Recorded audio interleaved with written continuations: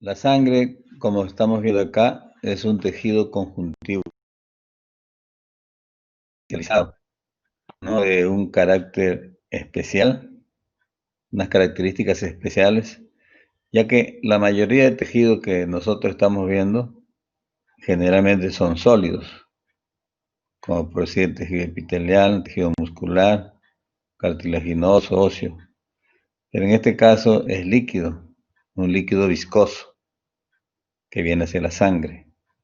Pero la sangre está constituida por un plasma que es un líquido viscoso que contiene gran cantidad de moléculas como son hormonas, proteínas, carbohidratos, lípidos, etcétera, y por células a las cuales le llamamos elementos formes, como es por ejemplo los glóbulos rojos, los glóbulos blancos y las plaquetas. El componente celular se va a separar del plasma mediante un mecanismo de centrifugación. Entonces nosotros utilizamos un tubo de ensayo y a ese tubo de ensayo, por ejemplo que vemos acá, le colocamos una pequeña cantidad de un anticoagulante que puede ser por ejemplo la heparina, puede ser el EDTA, ¿no? EDTA, ¿ya?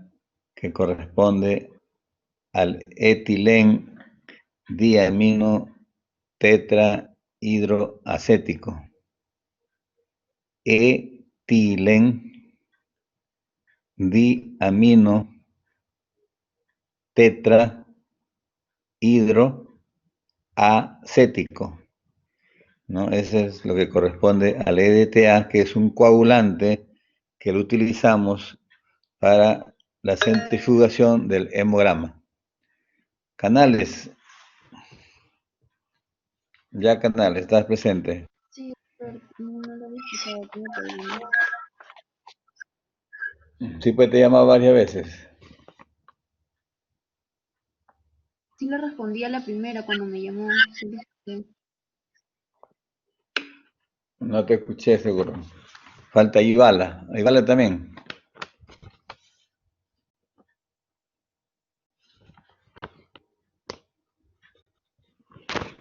Ya Ibala, estás presente. Si hay problemas de reconexión, porque a mí también me sucede. Está bien. Entonces hablábamos de que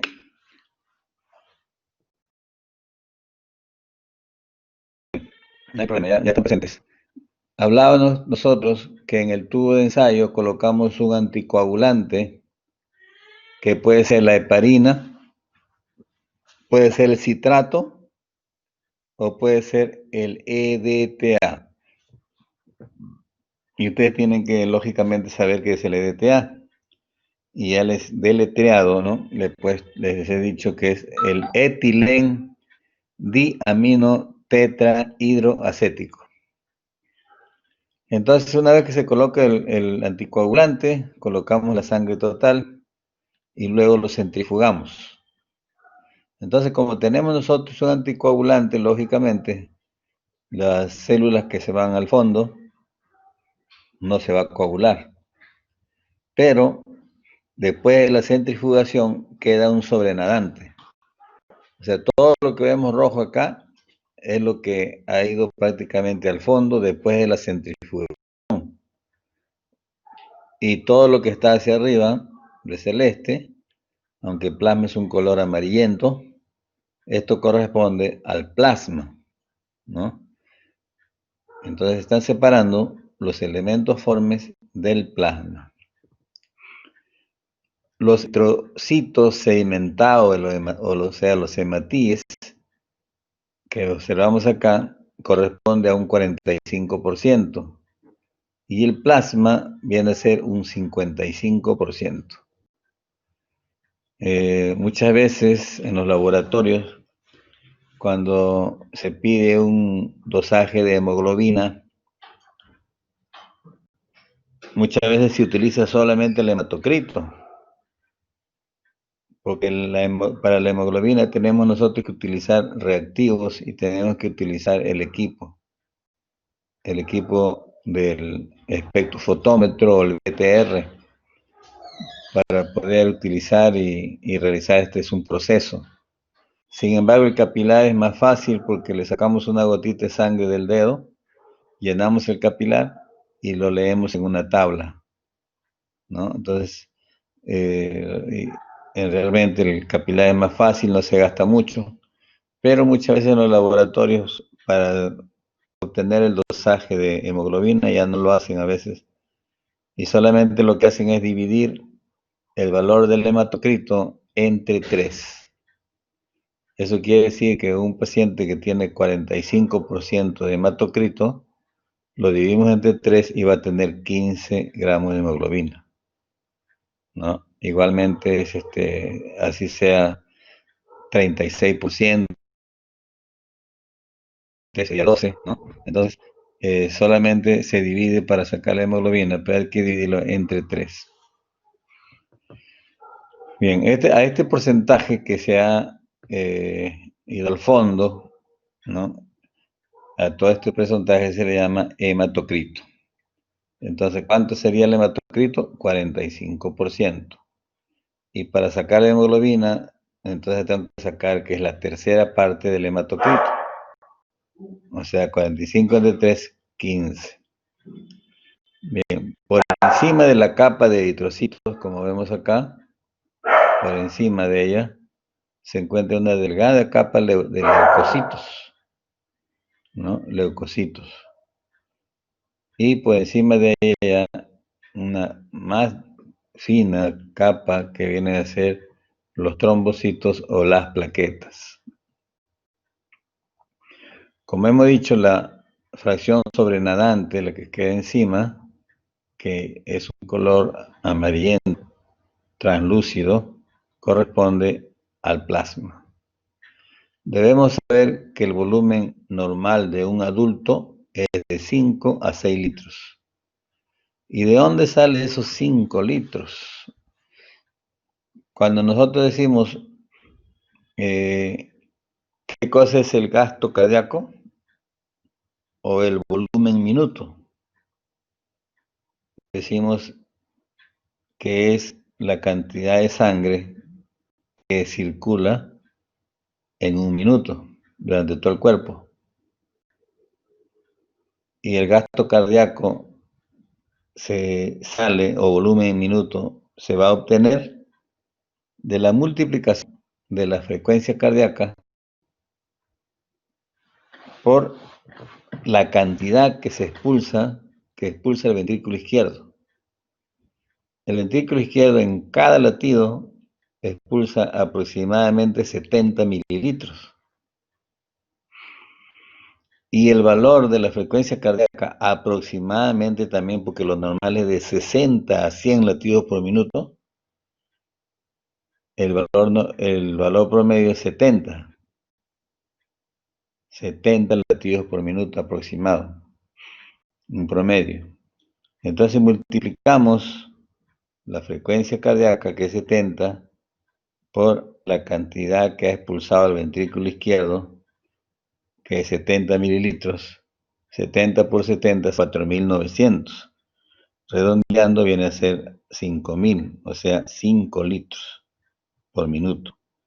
Entonces el gasto cardíaco es 5 litros por minuto. Y la cantidad que tenemos nosotros de sangre, ¿no? Como decimos que viene a ser gasto cardíaco, se obtiene de la multiplicación, ya saben, de la frecuencia cardíaca con el volumen de eyección ventricular. Volumen de eyección ventricular, que es 70 mililitros.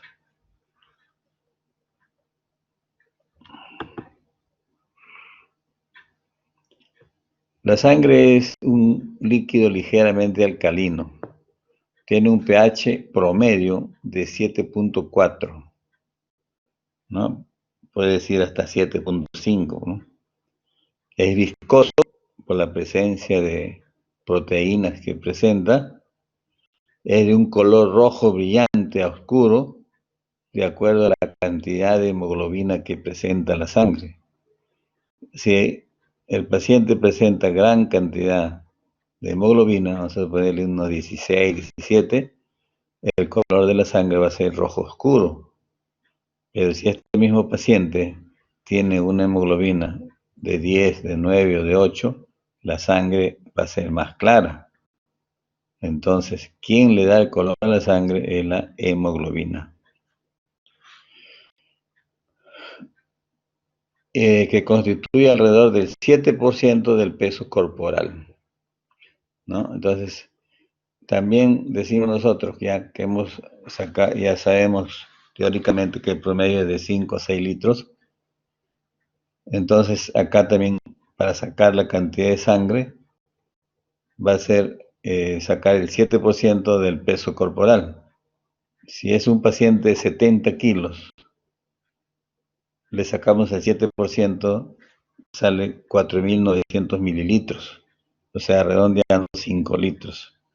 El paciente que pesa 80 kilos tendrá, multiplicamos 7 por 80, sería 56, 5 litros 600.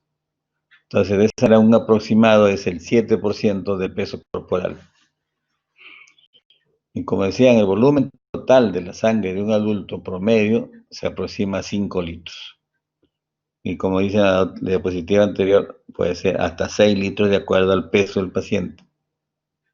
Y esto circula en la totalidad del cuerpo, no dentro del aparato circulatorio.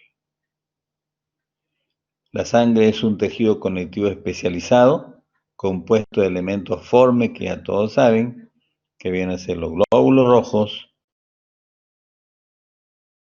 llamados también eritrocitos, o llamados también hematíes, y los glóbulos blancos, que corresponden a los leucocitos. Y el tercer componente es la plaqueta. Y todas estas células se encuentran dentro de un componente líquido, que viene a ser la matriz extracelular. Y a esta matriz extracelular de la sangre se le conoce como plasma.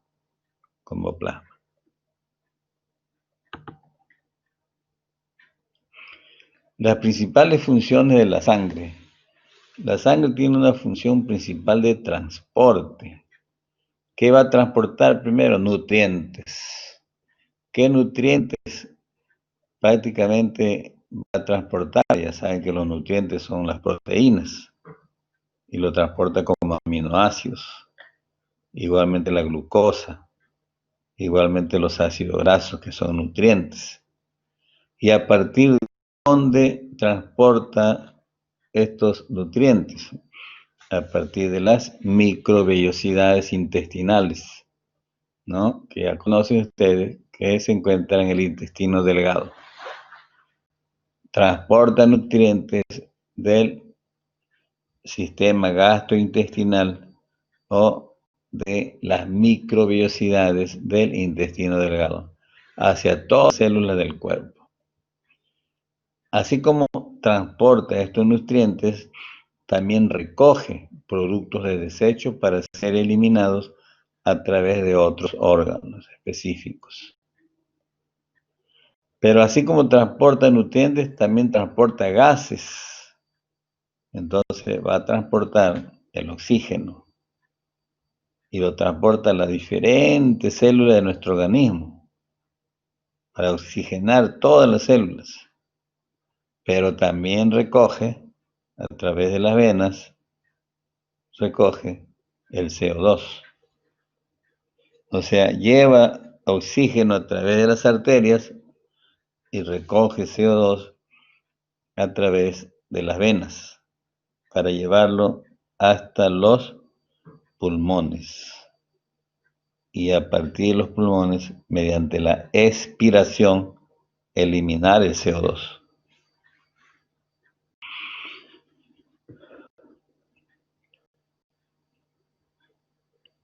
El torrente sanguíneo también transporta hasta sus destinos finales muchos otros metabolitos. Hablamos de metabolitos, por ejemplo, el colesterol, los triglicéridos. ¿no? Y productos celulares, por ejemplo, todo y otras moléculas, y además electrolitos.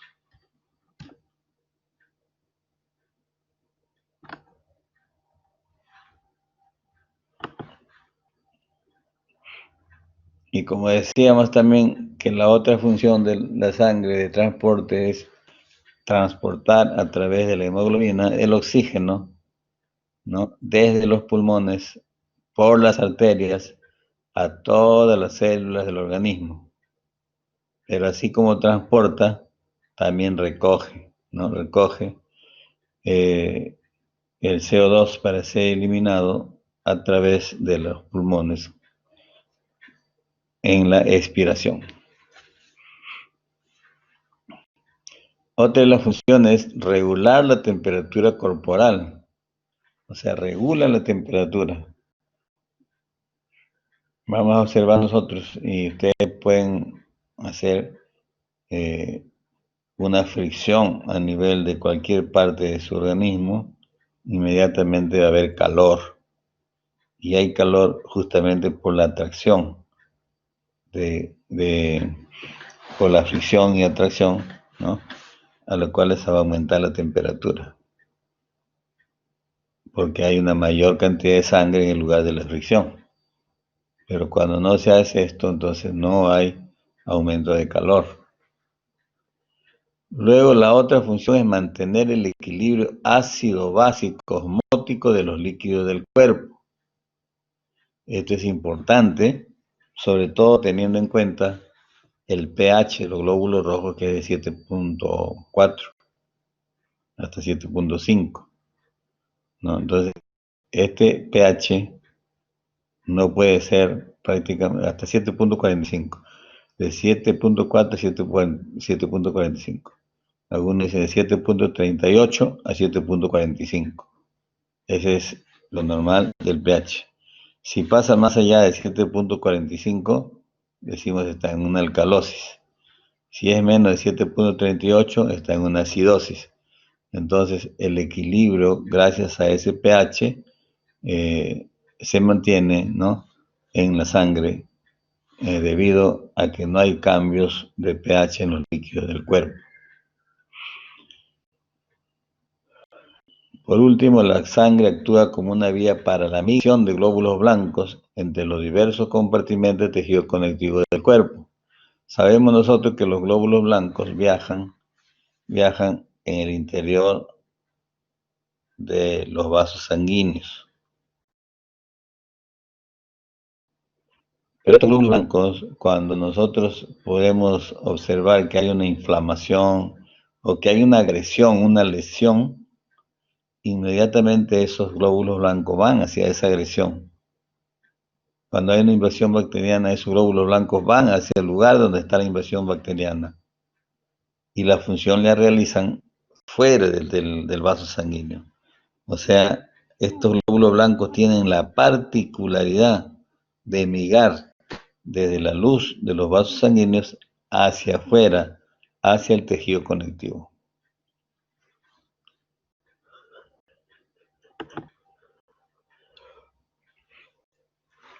Otra de las funciones que tiene la sangre, y es a través de las plaquetas, así como también del fibrinógeno y de factores de coagulación, ¿no? Es el proceso de la coagulación que se realiza cuando hay, por ejemplo, un sangrado. Cuando hay un sangrado, una herida que está sangrando, lógicamente leve, muchas veces con una compresión, eh, se, con una compresión se detiene esa hemorragia. Pero ¿qué sucede en el interior? Sucede que las plaquetas, el fibrinógeno y los factores de coagulación van a convertir la sangre en un estado sol, o sea, de solución de líquido, a otro gel, gelatinoso, como es el coágulo.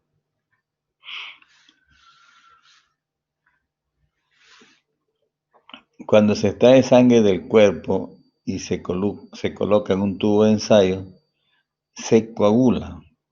Si nosotros sacamos sangre y lo colocamos en un tubo de ensayo sin que se centrifugue, puede centrifugarse o no, pero no colocamos ningún anticoagulante a ese tubo. Un tubo seco le llamamos. Tubo que no tiene anticoagulante. Colocamos una cierta cantidad de sangre y a los pocos minutos, después de estar en reposo ese tubo de ensayo, se coagula. Se coagula. O si nosotros centrifugamos, igualmente se coagula.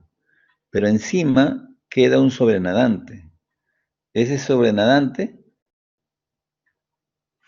no tiene factores de coagulación, porque todos los factores de coagulación han intervenido en el coágulo, se encuentran en el coágulo, se encuentran en la parte inferior. Entonces, a ese sobrenadante que no tiene factores de coagulación se denomina suero. Se denomina suero. Muy bien. Pero cuando el tubo de ensayo se recubre con un anticoagulante, como ya hemos dicho, puede ser la heparina, puede ser el citrato o puede ser el EDTA, que es el etilengdiamino tetrahidroacético, entonces no se coagula. Pero lo centrifugamos y de todas maneras todos los elementos formes van al fondo y encima queda un sobrenadante. Pero como le hemos echado anticoagulante, lo que se encuentra al fondo no está coagulado. Y sin embargo, el líquido sobrenadante sí tiene ahí factores de coagulación. En el líquido sobrenadante están los factores de coagulación. A eso se llama plasma. Entonces, el líquido sobrenadante que tiene factores de coagulación se llama plasma. Así es, Quispe. Muy bien. Cuando se centrifuga, ¿no? Cuando se centrifuga, nosotros vamos a observar que todo el precipitado rojo, ¿no? Entonces, donde se encuentran todas las células, los elementos formes, corresponden 44 y 45% en total, ¿no? Pero hay literaturas que dicen que la cantidad de glóbulos rojos es 43% y que la capa de glóbulos blancos junto con las plaquetas vienen a ser un 2%. O sea que en total el hematocrito que abarca todo este es el 45%. Y el líquido sobrenadante que corresponde a lo que es o plasma es el 55%. Entonces, promedio del hematocrito, promedio de los elementos formes centrifugados, 45%, que corresponde al hematocrito. Y el promedio de plasma es el 55%.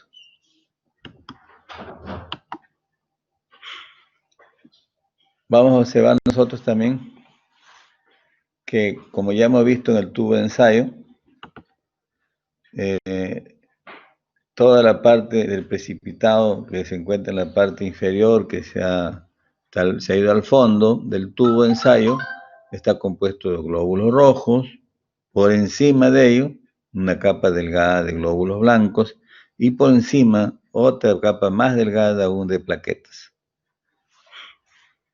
Y como dice acá, todo en conjunto se denomina hematocrito, o sea, todos los elementos formes que se precipitaron, incluyendo glóbulos rojos, glóbulos blancos y plaquetas, a todos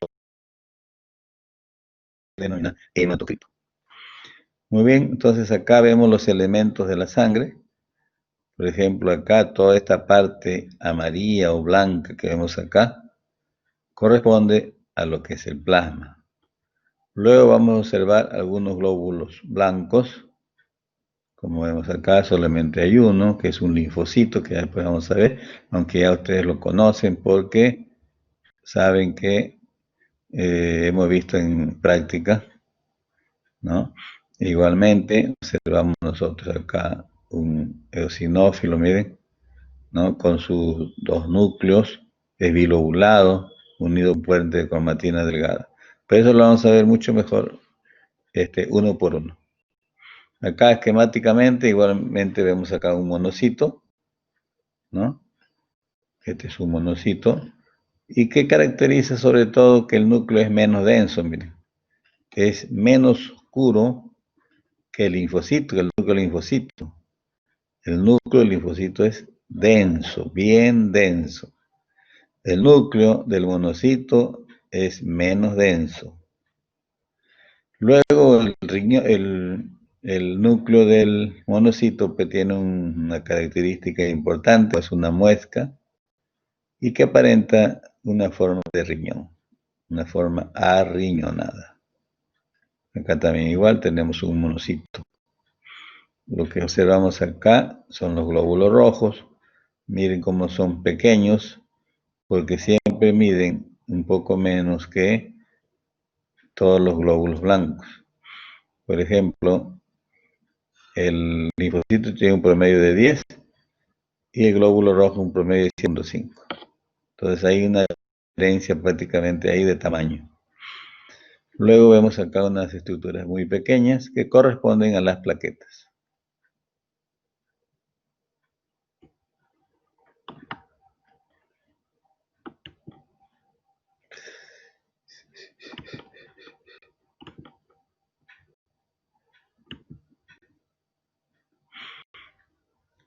Luego hablaremos acá del plasma. El plasma es un líquido amarillento, ya saben que es el sobrenadante, ¿no? Es la parte del líquido que se encuentra en la parte superior, una vez que se ha centrifugado la sangre.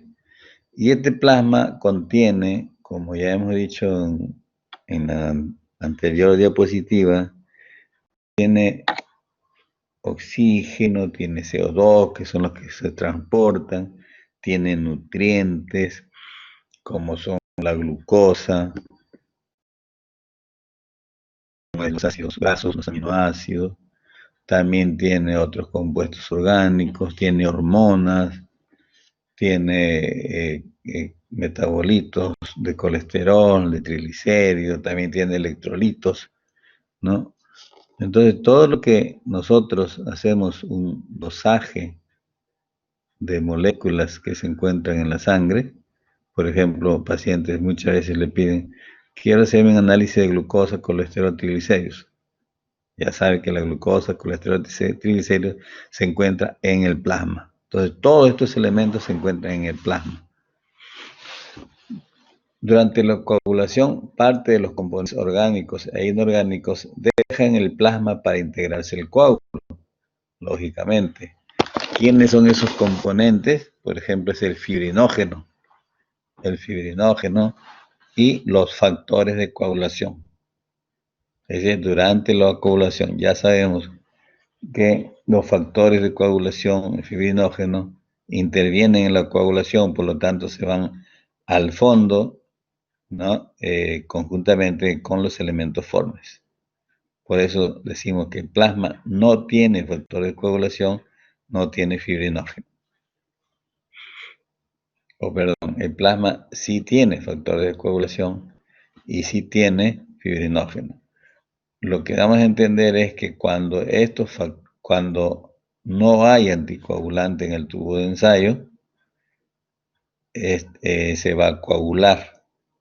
Y ahí sí, los elementos que estaban antes en el plasma, como son factores de coagulación y fibrinógeno, se van al fondo para intervenir en coagular a todo lo que es los elementos formes.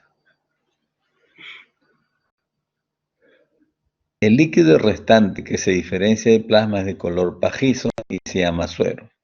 Pero ya sabemos cuál es la diferencia entre un suero y un plasma. Los dos son líquidos sobrenadantes, pero uno de ellos tiene factores de coagulación y otro no tiene factores de coagulación. El que tiene factores de coagulación es el plasma y el que no tiene factores de coagulación es el suero. Y ahora vemos los principales componentes del plasma. El principal componente, como sabemos, su consistencia es un líquido viscoso, entonces va a tener gran cantidad de agua. Y el agua que contiene es el 90%. Luego lo van a seguir las proteínas. Y dentro de esas proteínas cabe destacar con mucha importancia a la albúmina. Y esta proteína corresponde a un 9%. Además de las proteínas, también va a estar contenida por sales inorgánicas, por iones, compuestos nitrogenados, nutrientes y gases. Y todo esto corresponde a un 1%. Entonces, 90% de agua, 9% de proteínas y 1% de restos inorgánicos, compuestos nitrogenados, etcétera, y todo en conjunto llega al 100%. La albúmina, como les decía, es un componente proteico muy importante porque tiene una función de mantener la presión coloidosmótica. Mantiene la presión coloidosmótica. ¿Y qué significa la presión coloidosmótica? Si nosotros nos imaginamos un vaso sanguíneo o un capilar, entonces vamos a observar que por ese capilar o vaso sanguíneo discurre todo lo que es la sangre. Pero en ese componente de la sangre hay una proteína y dentro de esa proteína, porque la proteína está constituida por albúmina y globulina, entonces dentro de esa proteína que es la albúmina, ejerce una presión de tal manera, que el agua no salga hacia el exterior del vaso sanguíneo, hacia el exterior del capilar. O sea, ejerce una presión o una fuerza centrípeta. Centrípeta. Cuando es centrípeta es que jale el agua, conserve el agua. Cuando es centrífuga, significa que esa agua sale hacia afuera. Entonces, esa función que tiene la albúmina es de mantener el agua dentro del capilar. Si no hubiera albúmina, si es un paciente desnutrido que tiene poca albúmina, entonces esa presión coloidosmótica que hace la albúmina se pierde o disminuye y de esa manera el líquido ya sale hacia afuera, produciendo lo que es el edema. Por eso se dice, uno de los factores fisiopatológicos del edema es la hipoalbuminemia. Paciente que tiene cantidades bajas de albúmina en sangre. Hipoalbuminemia.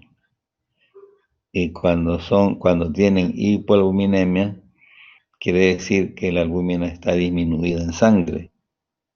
Y como yo le decía, como es responsable de la función de establecer la presión coloidosmótica, que consiste en cuidar la sangre dentro del capilar, entonces como está baja la albúmina, esa agua se sale hacia el extracelular y al salir hacia el extracelular va a provocar el edema, ¿no? De ahí el factor fisiopatológico del edema en donde interviene la albúmina. Acá nosotros vemos un cuadro en donde vemos diferencia entre el plasma que observamos acá y acá el suero. Cuando vemos el plasma, acá vemos la cantidad de hematíes al fondo y en la parte superior una delgada capa entre glóbulos blancos y plaquetas. En un promedio se dice que hay 23% de hematíes y de 2% entre plaquetas y glóbulos blancos. Un total de 45%. Y el plasma siempre 55%. Como le decía, el plasma contiene factores de coagulación y el suero no contiene factores de coagulación, ¿no? Y fibrinógeno, lógicamente. Entonces, el plasma contiene albúmina, que es una proteína, fibrinógeno, inmunoglobulinas, lípidos, lipoproteínas, hormonas, vitaminas y sales como componentes fundamentales. El suero es un líquido rico en proteínas, pero no tiene fibrinógeno, pero sí contiene albúmina, inmunoglobulinas y otros componentes, como ácido graso, otros componentes como glucosa, colesterol, etc. Acá observamos un coágulo de sangre, que es una red de fibrina que atrapa las células sanguíneas. En este caso no se utilizó anticoagulante. En el caso del otro tubo de ensayo, aquí sí se utilizó anticoagulante. Como dice acá, que puede ser la heparina o citrato sódico. O el anticoagulante que le mencioné, el EDTA. Bien, ahora pasamos a ver a los elementos formes. Vamos a empezar con los eritrocitos o glóbulos rojos o hematíes. Ya hemos hecho en la práctica las características. Saben ustedes que es un glóbulo rojo, ¿no? Bicóncavo, tiene una forma bicóncava, porque vamos a observar que en la parte periférica es más gruesa, más ancha, y la parte central es más delgada. Tiene una concavidad hacia un lado y concavidad hacia el otro lado. Son las células más numerosas de la sangre, aproximadamente 5 millones de glóbulos rojos por mililitro en el varón, y en la mujer 4,5 millones de glóbulos rojos por mililitro. Entonces son las más numerosas. Imagínense, los glóbulos blancos tienen de 6.500 a 10.000, algunos dicen 5.000 a 10.000 leucocitos. Estamos hablando de 1.000. Pero en el caso del glóbulo rojo hablamos de millones.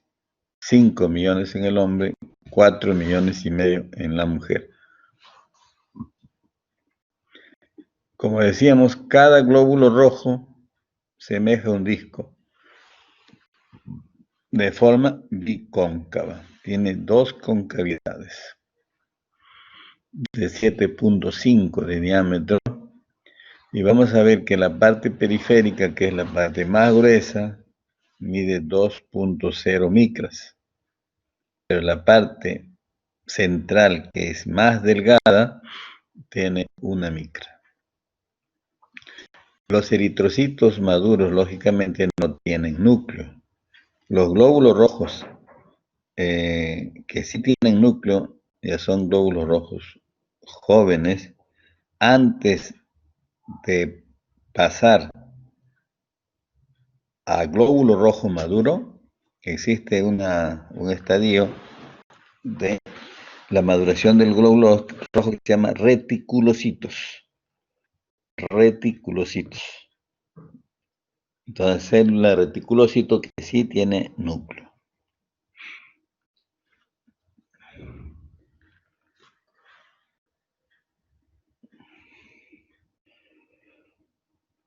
Cuando se tiñen con los colorantes de Jens o Ray, los eritrocitos tienen un color rosa salmón.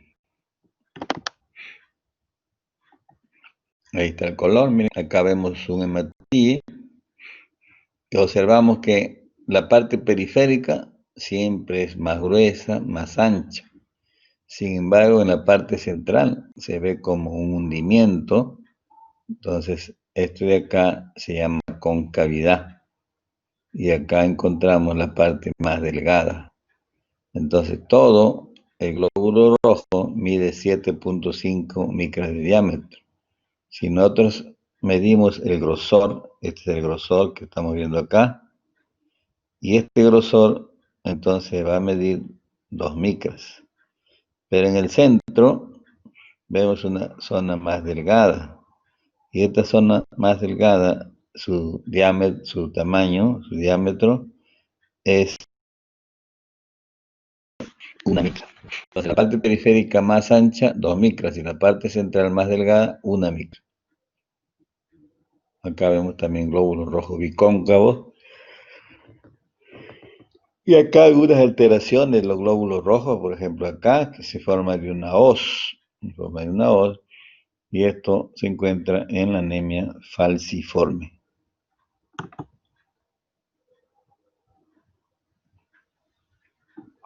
Dentro del glóbulo rojo hay una enzima llamada anhidrasa carbónica, la cual facilita la formación del ácido carbónico a partir de CO2 y agua.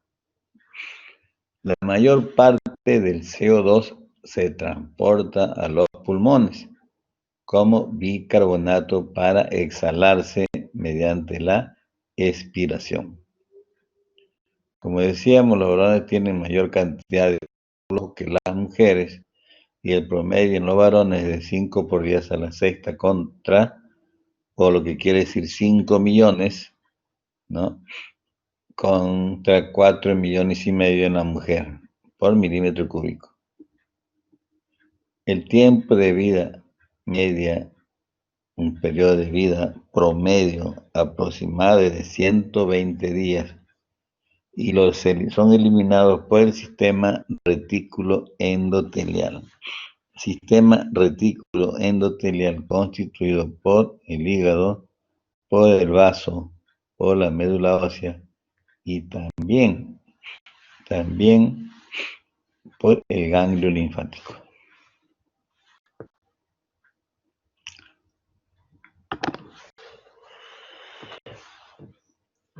El componente principal, el pigmento respiratorio, lo que le da el color rojo a la sangre, se denomina hemoglobina, que es una proteína grande y que está compuesta por 4 cadenas polipeptídicas.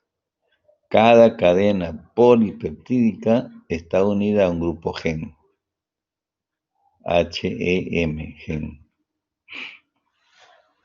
y de acuerdo a la secuencia de los aminoácidos, van a existir 4 cadenas polipeptídicas normales, que van a ser la cadena alfa, la beta, la gamma y la delta. Cada una de estas cadenas alfa, beta, gamma y delta, cada uno unidos a su grupo gen.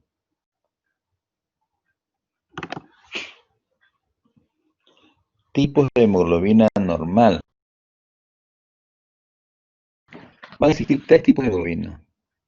3 tipos de hemoglobina normales. La hemoglobina fetal, la hemoglobina F, que está compuesta por 2 cadenas polipeptídicas alfa y 2 cadenas polipeptídicas gamma. Luego, una vez después del nacimiento, van a ser sustituidas por otra tipo de hemoglobina, como es la hemoglobina A1 y la hemoglobina A2. O sea, son hemoglobinas del adulto. A1 y A2. La A1 está constituida por 2 cadenas polipeptídicas alfa y 2 cadenas polipeptídicas beta. Y la hemoglobina A2 está constituido por 2 cadenas alfa y 2 cadenas delta. El porcentaje de hemoglobina que tenemos nosotros es que al 96% de la hemoglobina es hemoglobina A1. El 2% corresponde a hemoglobina A2 y el otro 2% restante es hemoglobina F, hemoglobina fetal.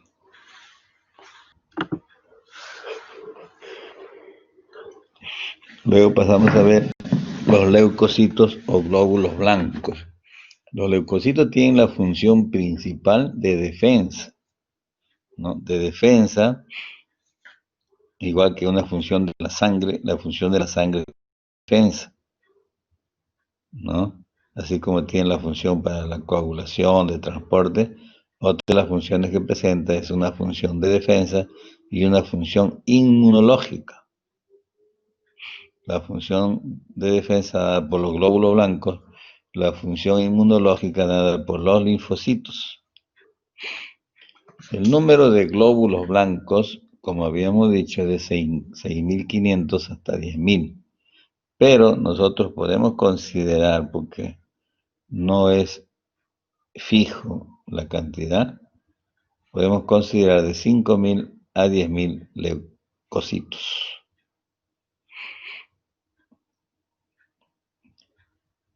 tienen la propiedad de viajar de un lugar a otro, o sea, la función que realizan estos glóbulos blancos no es dentro de la sangre, la función la realizan fuera de la sangre. Para esto, para esto vamos a observar nosotros que estos glóbulos blancos tienen que atravesar la capa endotelial del vaso sanguíneo para salir y hacer su función en el tejido conectivo. Pues tienen la propiedad de viajar de una región del cuerpo a otra, o sea, viajar desde el interior de la sangre hacia otra zona en donde se requiera su función. Cuando los leucocitos llegan a su destino, dejan el torrente sanguíneo y migran en células endoteliales. O sea, cuando están dentro del vaso sanguíneo y hay, por ejemplo, una lesión a cierta distancia, estos glóbulos blancos viajan por el interior del vaso sanguíneo y luego, cerca ya a la lesión, atraviesan la capa endotelial. Y a esa particularidad de atravesar la capa endotelial se conoce como diapedesis. Diapedesis. Dentro del torrente sanguíneo y también en los flotisanguíneos, los leucocitos son de forma redonda, pero cuando ya salen y van hacia otro tipo de tejido conectivo, entonces ya son pleomórficos.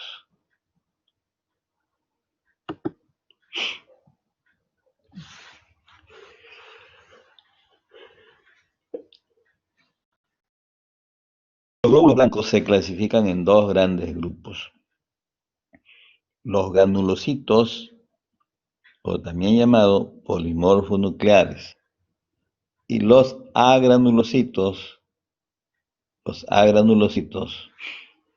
llamados también mononucleares. Hay que observar que los agranulocitos generalmente, y su característica principal es no tener gránulos, o sea, no se observan gránulos, pero se dice que sí presenta granulaciones, pero son muy pequeñas, ¿no? Muy pequeñas. Bien, entonces, los agranulocitos, como dice que carecen de gránulos específicos, pero sí tiene pequeños gránulos azurófilos o inespecíficos. Como vemos acá, tanto los granulocitos como los agranulocitos poseen gránulos inespecíficos, o sea, azurófilos, y que un día ya sabemos que son los lisosomas. Tienen ambas células, los granulocitos y los agranulocitos. Existen tres tipos de granulocitos que se van a diferenciar según sea el color de sus gránulos específicos. Entonces vamos a ver que hay neutrófilos, hay eosinófilos y hay basófilos. Y los dos tipos de agranulocitos vienen a ser el linfocito y el monocito.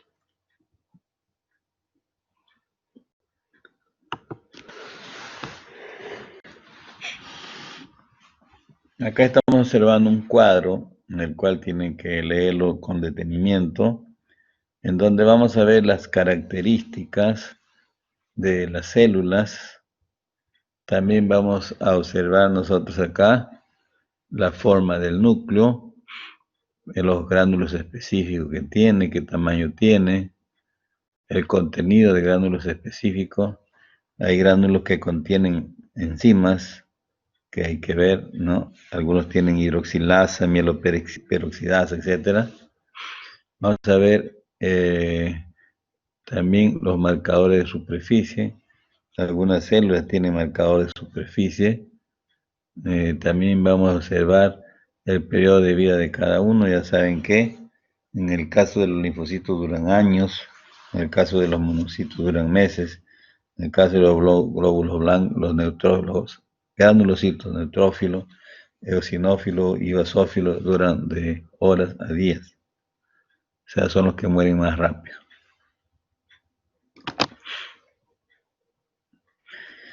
Empezamos con uno de los componentes de los glóbulos blancos, conocido como neutrófilo. Neutrófilo. Como sabemos, son la mayor cantidad de población celular, es un 60-70% de glóbulos blancos. Por eso constituyen la mayor parte de la población de glóbulos blancos. Son fagocitos y destruyen bacterias. O sea, los neutrófilos, tal como los macrófagos, tienen la función de tragar o fagocitar, ya sean algunas bacterias o algunos microorganismos o productos de desecho. Los leucocitos polimorfos nucleares, lógicamente, pólices, varios lóbulos o segmentos. Entonces sabemos que son los más numerosos, los glóbulos blancos son más numerosos que en las plaquetas, pero no son más, no son más numerosos, ¿no? Por ejemplo, acá vemos nosotros, no son más numerosos que los glóbulos rojos, que los glóbulos rojos ya estamos hablando de 5 millones, ¿no? Son los segundos elementos después de los glóbulos rojos. Pero los neutrófilos específicamente son la mayor cantidad que los otros tipos de glóbulo blanco. O sea, los neutrófilos son más numerosos que los eosinófilos, más numerosos que los basófilos, más numerosos que los linfocitos, monocitos, etc. Y vienen a corresponder de un 60 a 70% del total de la población de leucocitos. En un frotis sanguíneo vemos la medida de los neutrófilos, que es de 9 a 12 micras de diámetro, y un núcleo multilobular.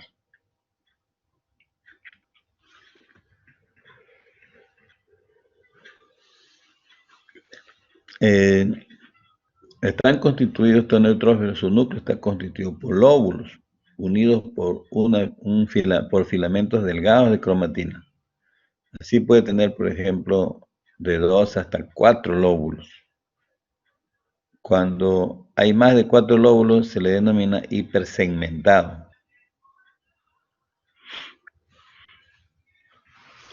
Hay una característica típica y específica en el caso de las mujeres que algunas veces se puede observar en los núcleos de los neutrófilos, ¿no? Hay algunas células que presentan un núcleo que presenta un apéndice pequeño, característico, llamado palillo de tambor. Y este contiene el segundo cromosoma 10 inactivo, condensado. Esto también se conoce como cuerpo de Barr o cromosoma sexual. Muchas veces no se observa. Por ejemplo, acá tenemos un neutrófilo. Ahí vemos sus granulaciones.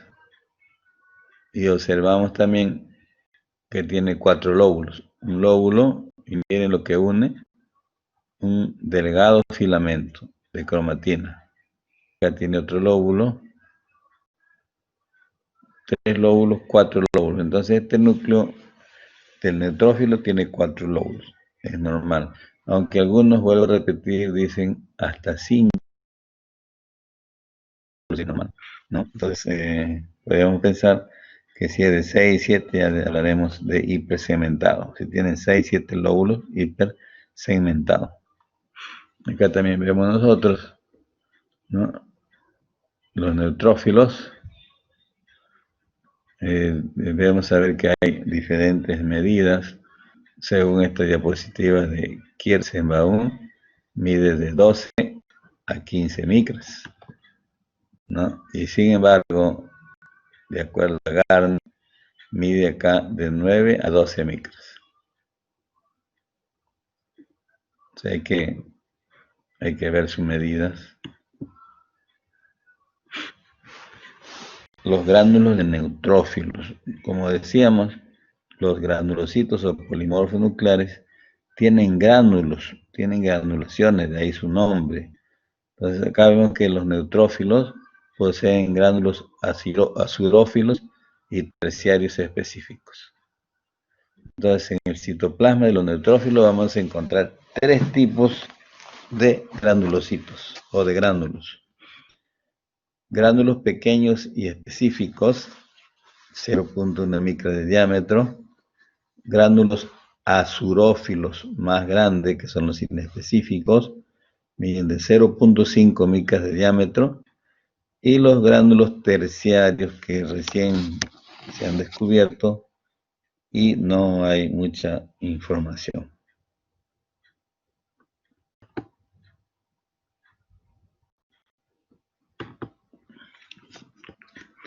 ¿Cuáles son las funciones del neutrófilo? Como decía, los glóbulos blancos son la defensa del organismo. Entonces los neutrófilos van a fagocitar y van a destruir bacterias mediante el contenido de sus diversos gránulos. Entonces, lo importante es que los neutrófilos fagocitan y destruyen bacterias.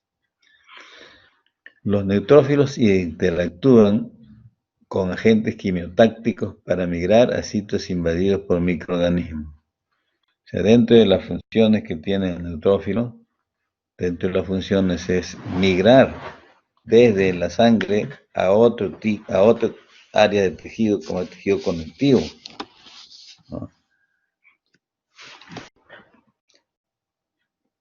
Los neutrófilos ayudan a iniciar el proceso inflamatorio. Dentro de las funciones del glóbulo blanco, en este caso del neutrófilo.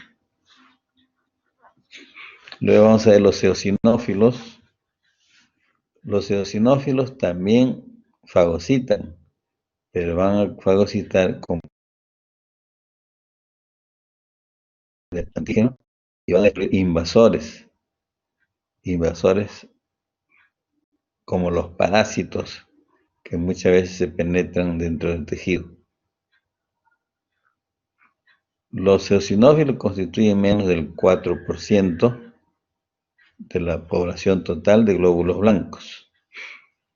O sea, de 100 elementos blancos, de 100 células blancas, hemos podido encontrar 4 eosinófilos. Sus células igualmente son redondas, en suspensión y frutisanguíneas, pero ya sabemos que pueden cambiar y ser pleomórficas cuando pasan al tejido conectivo.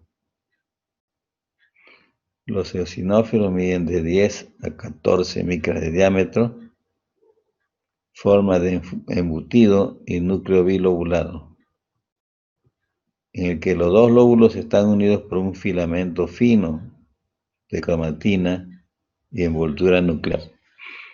Los eosinófilos son característicos pues, por el núcleo que es bilobulado, de ahí que da la apariencia de que sean anteojos, o también dan la apariencia que sea núcleos en forma de alforja.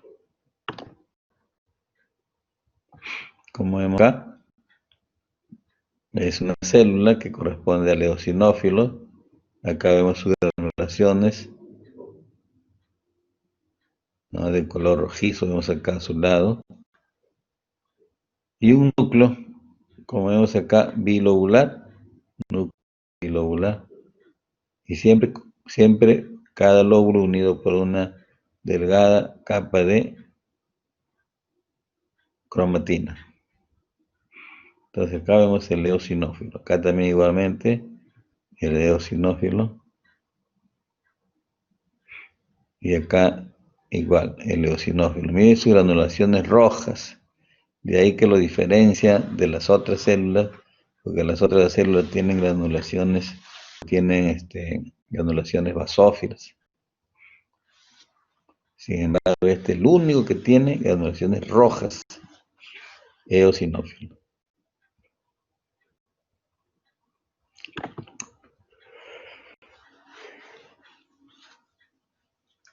Así como los neutrófilos también tienen gránulos, y son los gránulos específicos y azurófilos. Los gránulos específicos poseen una región externa y otra interna.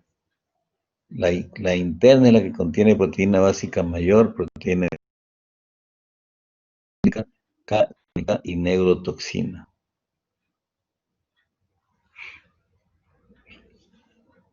Vemos que las dos primeras son altamente eficaces para combatir parásitos. O sea, los componentes que tiene los componentes que contiene la región interna de los gránulos específicos son la proteína básica mayor, proteína eosinofílica, catiónica y neurotoxina. Las dos primeras son las más eficaces para combatir parásitos. La región externa de estos gránulos también contiene enzimas. Luego vemos los gránulos azurófilos inespecíficos, que corresponden a lisosomas. Contienen enzimas hidrolíticas que funcionan tanto en la destrucción de gusanos parasitarios como la hidrólisis de complejos de antígenos y anticuerpos.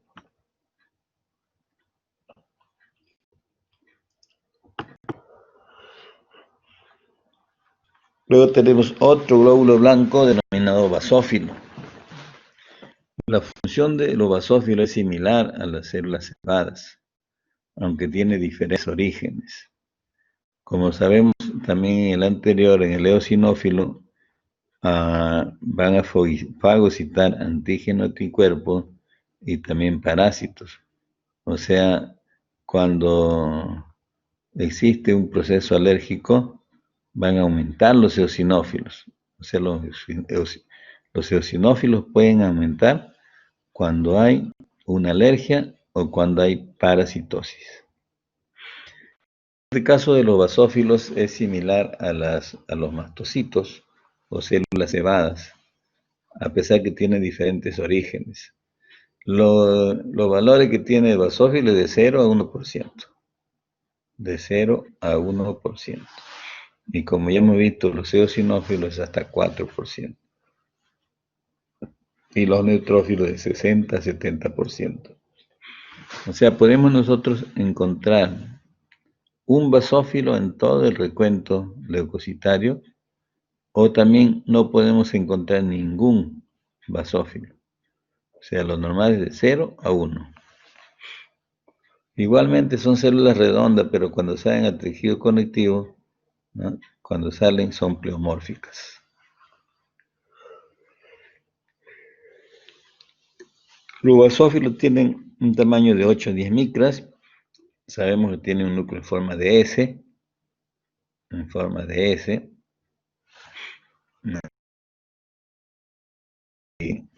Y también vemos nosotros que presentan granulaciones gruesas, densas, bien basófilas, que no deja ver al microscopio, no deja ver prácticamente al núcleo del basófilo. Solamente vemos puras granulaciones nada más.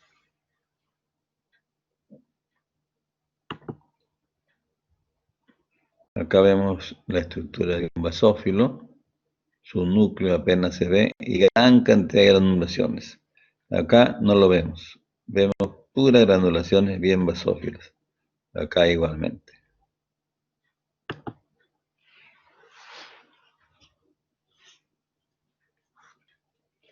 Los basófilos también tienen gránulos y poseen gránulos específicos y azurófilos.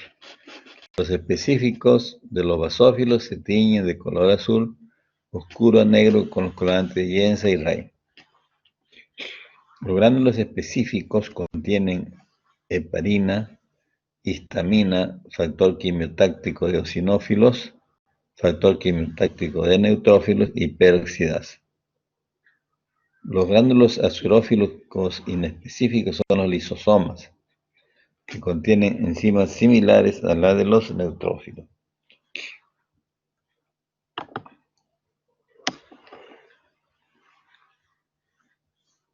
Luego pasamos a ver ya los glóbulos blancos mononucleares. como son los monocitos.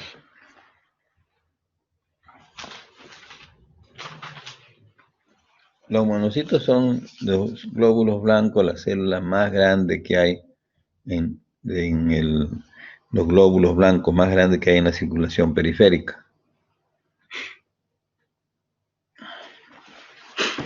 Vamos a apurarnos un poquito más porque creo que nos faltan 8 minutos nada más para terminar la clase. Y luego vamos a continuar con el seminario.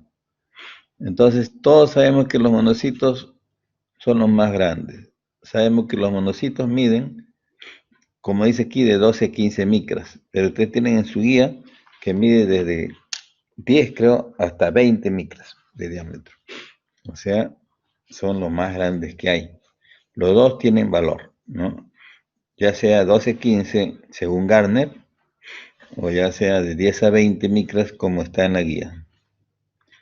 Constituyen del 3 a 8% de la población de leucocitos. O sea, por cada 100 glóbulos blancos vamos nosotros a observar desde 3 hasta 8 monocitos. El núcleo es bien característico, en forma de riñón, arriñonada, que a menudo presenta un aspecto de burbujas de jabón o apólipo.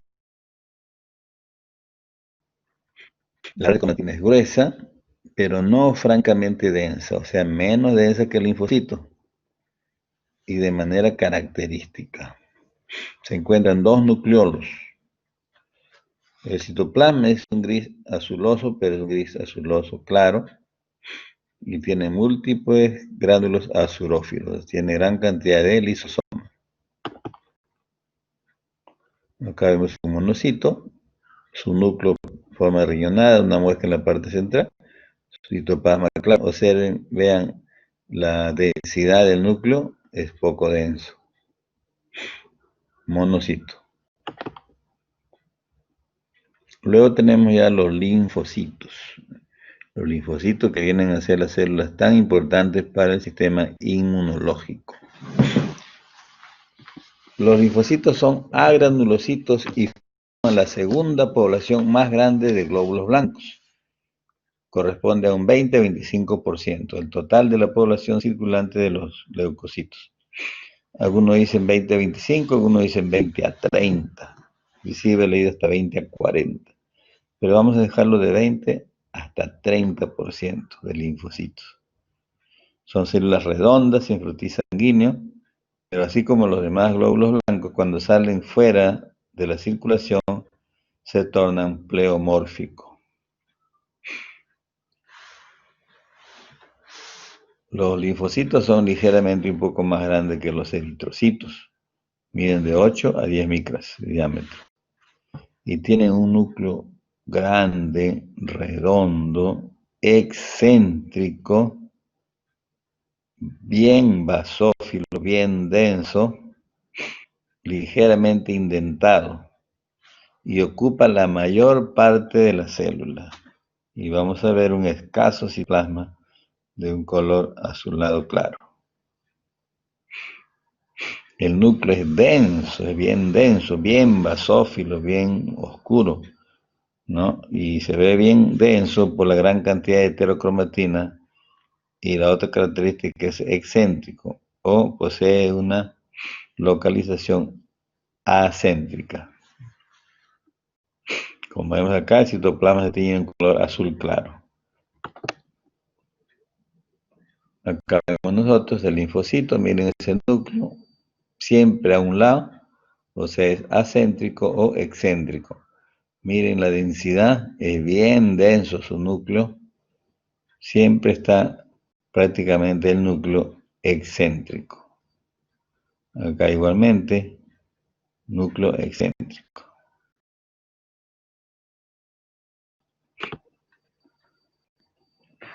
Tipo de linfocitos. Existen tres tipos de linfocitos. En forma general son tres tipos de linfocitos. Linfocitos T, linfocitos B y células nulas. Los linfocitos pueden dividirse en tres categorías funcionales. O sea, se puede dividir, nuevamente decimos, en linfocitos B, linfocitos T y células nulas. Entre sí prácticamente no se pueden reconocer, se necesitan estudios inmunocitoquímicos. Alrededor del 80% de los linfocitos circulantes corresponden a las células T y un 15% a las células B y un 5% a las células nulas. También difieren ampliamente los periodos de vida. Algunas células T pueden vivir durante años, en tanto que ciertas células B suelen morir en unos cuantos meses. Igual que los monocitos. Los linfocitos B, meses, los linfocitos T, años. Funciones de las células B y T. En general, las células B se encargan del sistema inmunitario de tipo humoral. Sin embargo, los linfocitos T se encargan de la inmunidad celular. Los linfocitos carecen de funciones en el torrente sanguíneo, pero en el tejido conectivo sí tienen función, ¿no? Una función apropiada del sistema inmunitario. A fin de ejercer su capacidad inmunológica, migran a compartimentos específicos del cuerpo para madurar y expresar marcadores de superficie y receptores específicos.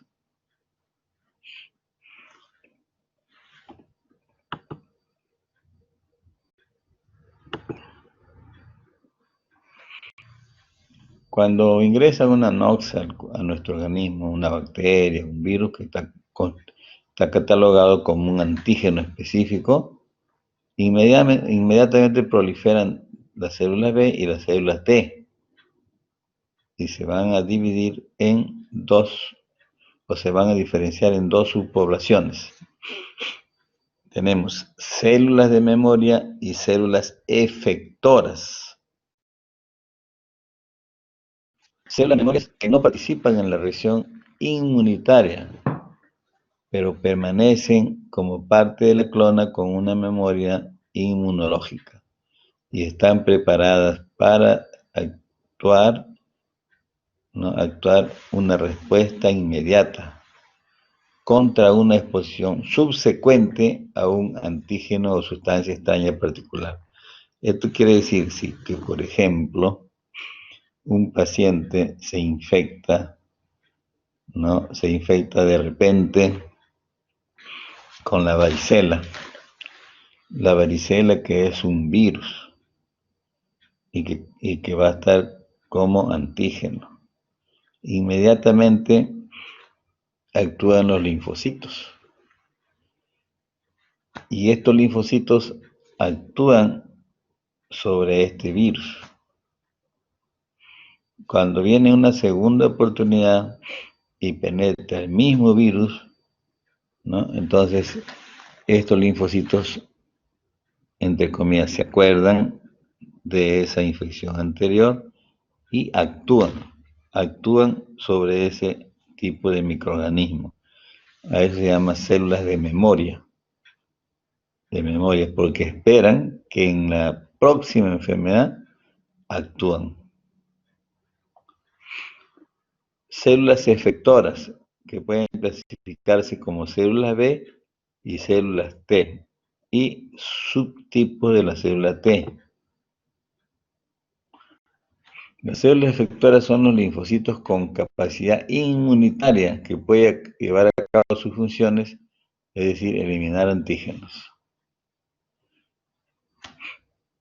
La célula B tiene su cargo, lógicamente, el sistema inmunitario de mediación humoral. Las células T se encargan del sistema inmunitario de mediación celular. Algunas células T se diferencian en células T citotóxicas, o células T asesinas, que establecen contacto físico con células extrañas o alteradas viralmente.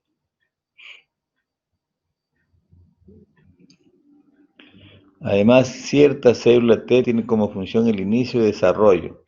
se llaman células T colaboradoras. O también tienen la función de supresión, se llaman células supresoras. O sea, aparte tenemos otros dos tipos de células T, unas colaboradoras y las otras supresoras.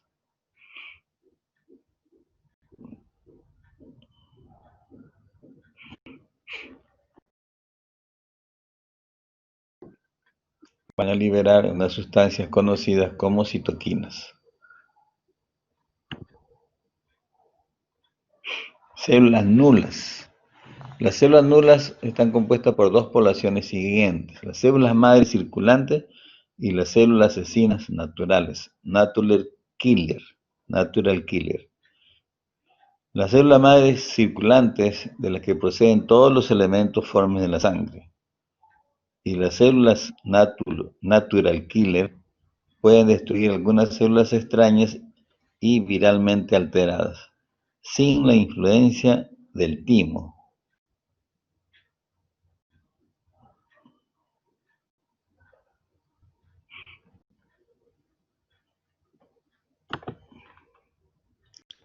Las plaquetas también se le llaman trombocitos. Son pequeños fragmentos que ya saben que son derivados del megacariocito que se encuentra en la médula ósea. El tamaño de las plaquetas es de 2 a 4 micras. Existen entre 250.000 y 400.000 plaquetas. Actualmente dicen de 150.000. Cada una de estas plaquetas tiene un periodo de vida menor de 14 días.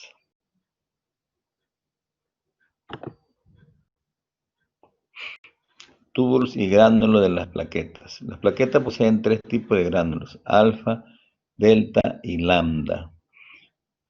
Y también los sistemas tubulares. Las plaquetas van a detener una hemorragia al adherirse al recubrimiento endotelial del vaso sanguíneo en caso de lesión.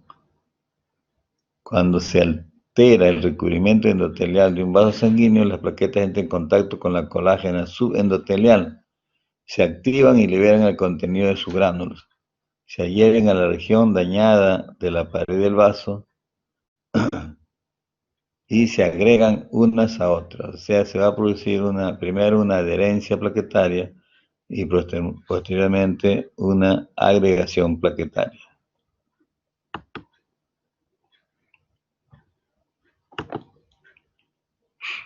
Acá vemos las plaquetas, son pequeñas, acá la vemos también en Frutis, 2 a 4 micras.